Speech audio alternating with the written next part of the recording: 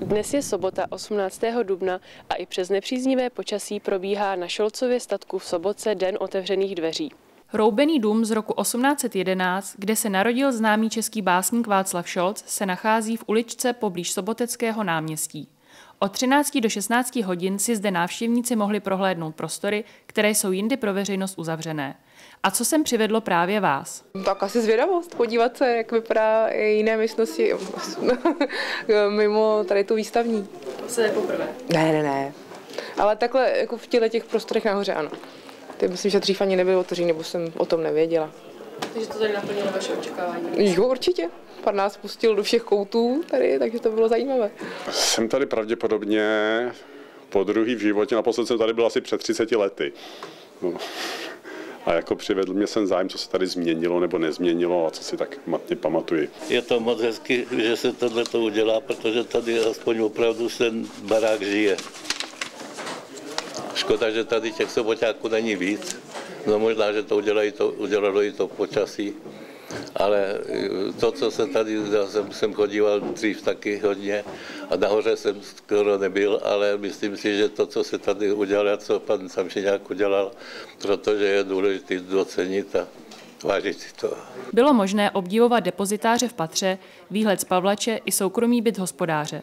Na historii statku jsme se zeptali majitele Jana Samšiňáka. Šolcův statek, ve kterém se právě nacházíme, byl založený roku 1811 a máme tu přesně doložený den, ve který tato stavba byla vyzdvižena, neboť jsme z jižního štítu domu sejmuli originální záklopové prkno, dokládající zakladatele tohoto objektu.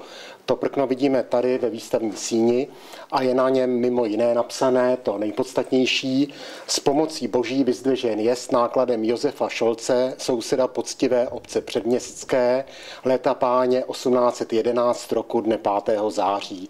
Tím pádem přesně víme, že letos v září tomu roku budou 204 léta. Na Šolcově statku se nachází dva výstavní prostory. V přízemní světnici statku je to galerie Karla Samšiňáka, kde proběhlo více než 230 výstav. Druhým výstavním prostorem je bývalá maštal, dnes takzvané lapidárium. Toto je nejstarší výstavní síň v domě, tu založil můj otec v roce 1974. Ona tady sice kdysi už nějaká ta výstava udělána byla, ale pravidelný výstavní provoz se tu zahájil až zásluhou mého táty právě v roce 74. Později v roce 2005 jsme tu založili další výstavní síň. Tu jsme otevřeli v maštali, která sousedí s touto historickou budovou. V objektu většinou pořádáme 4 výstavy výtvarného umění, 4 až 6 výstav v té roubené budově nejstarší a zhruba 2 výstavy soch v lapidáriu každý rok, takže se nám tady ročně vystřídá až 8 výstav. Celou expozicí návštěvníky zkušeně prováděl 9letý František Horák, přítel rodiny Samšiňáků. Jako začínající fotograf měl při příležitosti Dne otevřených dveří svoji první výstavu fotografií.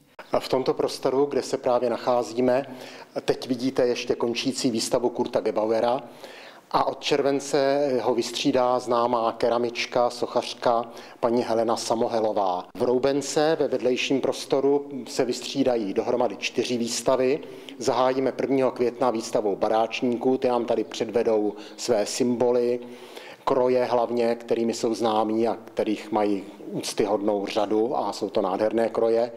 Po nich sem přijde dílo loutkoherečky a jevištní výtvarnice paní Hany Voříškové. Vrcholem sezóny by měla být grafika Adolfa Borna, který to už vystavoval v minulosti, takže se vlastně vrátí na Šolcův statek. A sezónu uzavře výstava fotografií Jiřího Demla. To je člen spolku Přátelé Šolcova statku, který tady občas působí a pořádá některé výstavy. Po celé léto budou pokračovat i oblíbené besedy s osobnostmi, doprovázené koncerty zámeckého saxofonového kvarteta Josefa Žemličky. Aktuální informace o Šolcově statku jako otevírací hodiny, plánované kulturní akce a výstavy naleznete na webových stránkách.